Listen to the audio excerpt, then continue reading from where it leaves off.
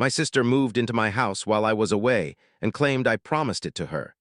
She regrets it now. I came home from a 3-week work trip to find a moving truck in my driveway and my sister's name on my mailbox.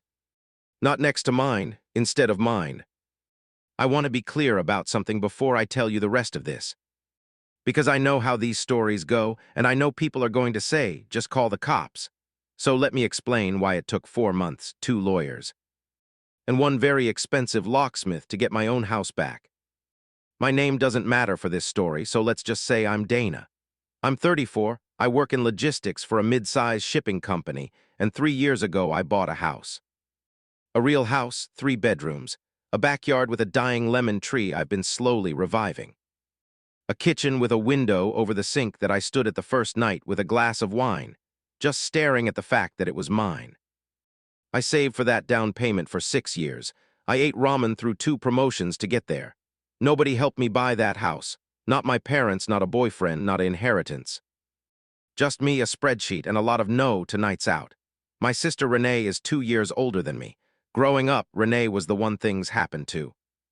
Not because she made bad choices, because she genuinely believed the world owed her a soft landing, and somehow it usually agreed with her. She dropped out of college twice, and both times our parents quietly picked up the pieces. She's been married and divorced once, and in the divorce she got the house, the dog, and half his 401k. And still told people he left her with nothing. So when Renee's second marriage started falling apart last spring, I felt for her. I really did. Her husband Craig had moved out. She was staying in a rental that was going month to month, and she called me crying more than once. I told her, like any sister would, if you ever need a place to crash for a few days, you know where I am. 4 words. A few days? I want you to remember that because it's going to matter a lot in about 10 minutes. I left for my work trip on a Tuesday. It was a 3-week assignment, overseeing a new distribution center opening.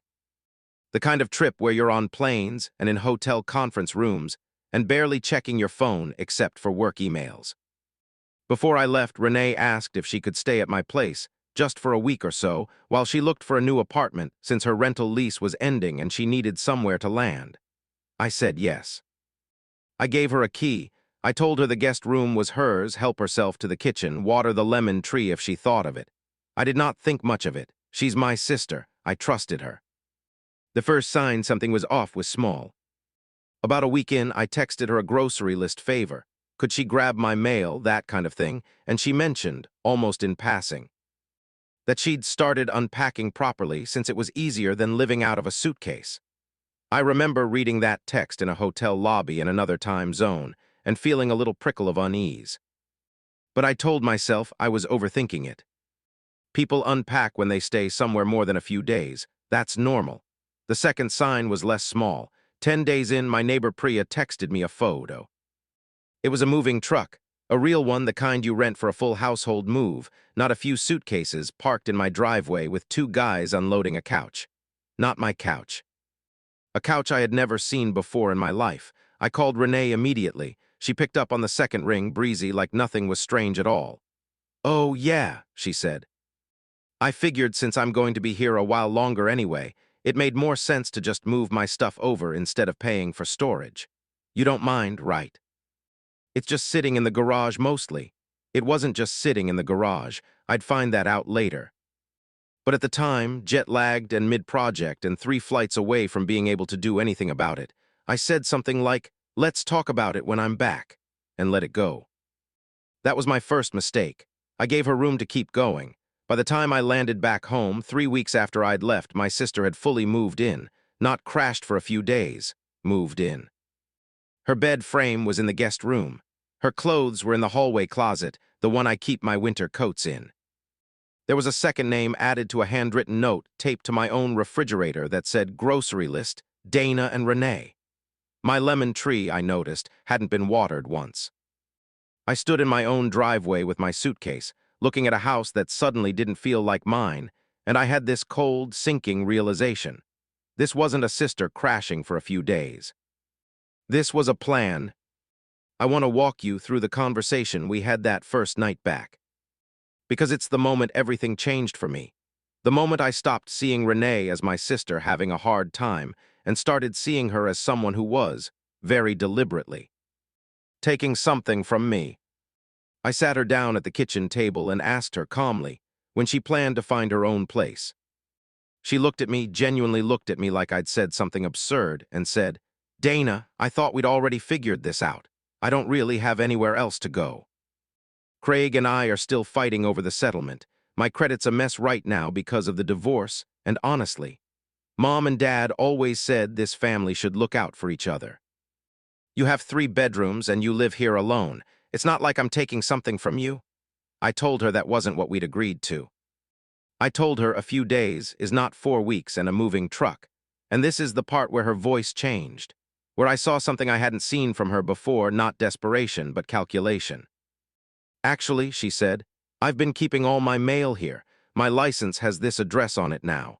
I updated it a few weeks ago since I figured I'd be here a while.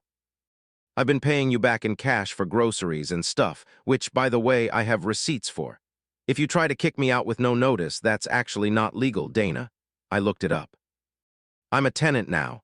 You have to give me a formal eviction notice and go through the court, and that takes months. I'm not going anywhere until a judge says I have to." I actually laughed at first because I thought she was joking. She wasn't. Renee had done her homework. In our state, if someone has lived in a property for a certain period, receives mail there, has changed their government ID to that address, and can show some form of consideration, even informal cash for groceries and utilities that could be framed as rent, they can, in some circumstances, be legally classified as a tenant. Not an owner, not someone with a claim to the house itself, but a tenant with tenant protections, which meant I couldn't just change the locks and put her stuff on the curb. I'd have to go through a formal eviction process, and depending on how backed up the local courts were, that could take anywhere from 6 weeks to several months. My own sister had turned my hospitality into a legal foothold. That night I didn't sleep. I sat up doing what she'd already done, researching.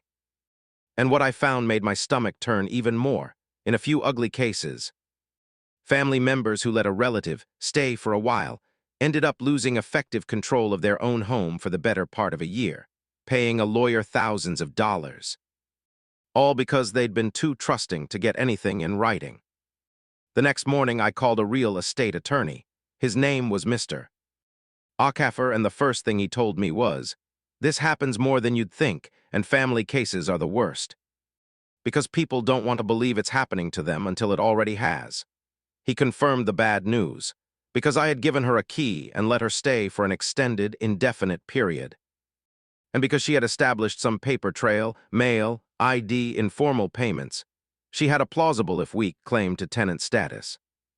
It wasn't a slam dunk for her, but it was enough to slow me down, cost me money, and force this into the legal system instead of me simply taking my house back.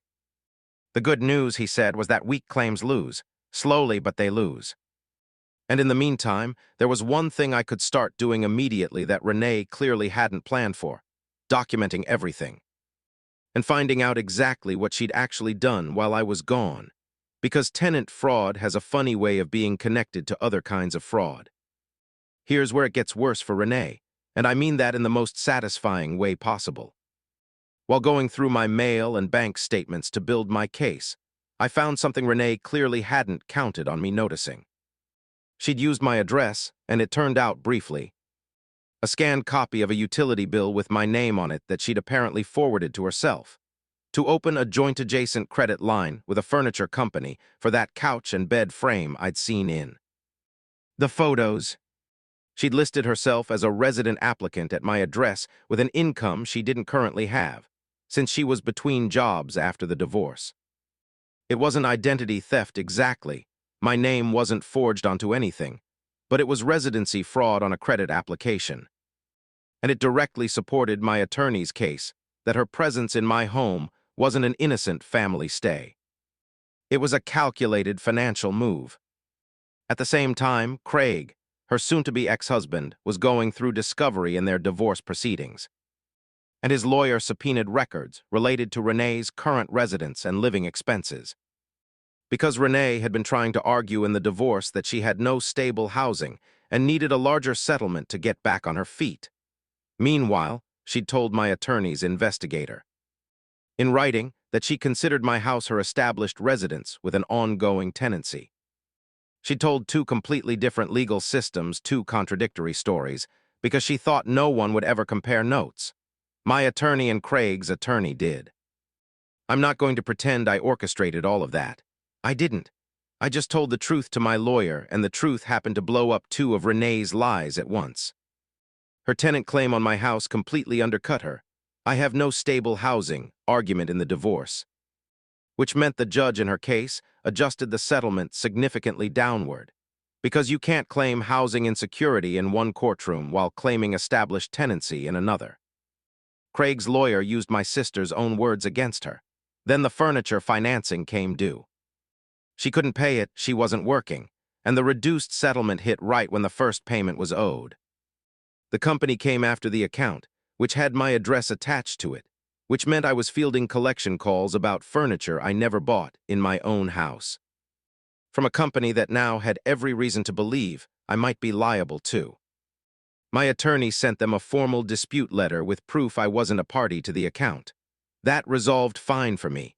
It did not resolve fine for Renee. It went to collections under her name, alone, with nowhere to hide it.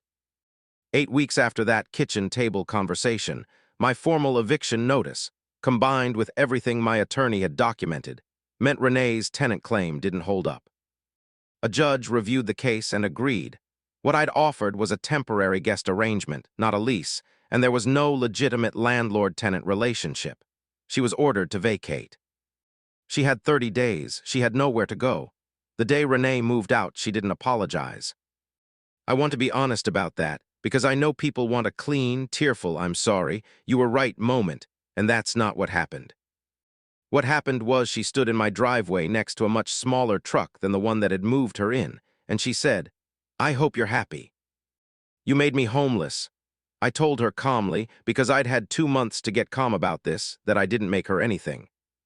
She made herself homeless the moment she decided that a few days meant indefinitely, and that my kindness was something to be exploited instead of appreciated.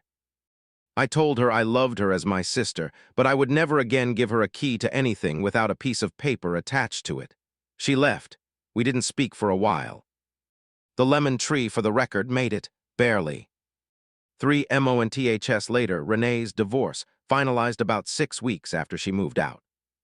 With a settlement significantly smaller than what she'd been asking for, her own contradictory statements about housing had done real damage to her credibility with the judge. She ended up in a small apartment across town, on her own, for the first time in years. No safety net waiting for her this time, because the safety net, me, had finally put up a fence. Her credit, already shaky from the divorce, took another hit from the furniture collections account, which made it harder for her to qualify for anywhere decent on her own.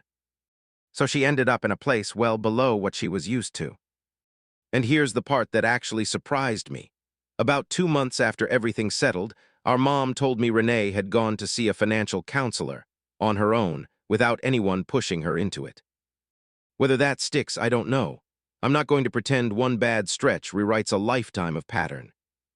But it's the first time in my life I've heard of Renee taking accountability for anything without being cornered into it first. We've started talking again, carefully. She hasn't asked to stay with me. I don't think she will, not for a long time, and honestly, I'm at peace with that. People keep asking me in the comments of stories like this, "Would you ever let her back in your house?" Here's my honest answer. Family is family, and I don't hate my sister. But I bought that house with 6 years of ramen and no help from anyone. And I learned the hard way that love without boundaries isn't kindness. It's just an open door for someone to walk through and never leave. My door has a lock now, and for the first time since all of this started, it's a lock only I have the key to.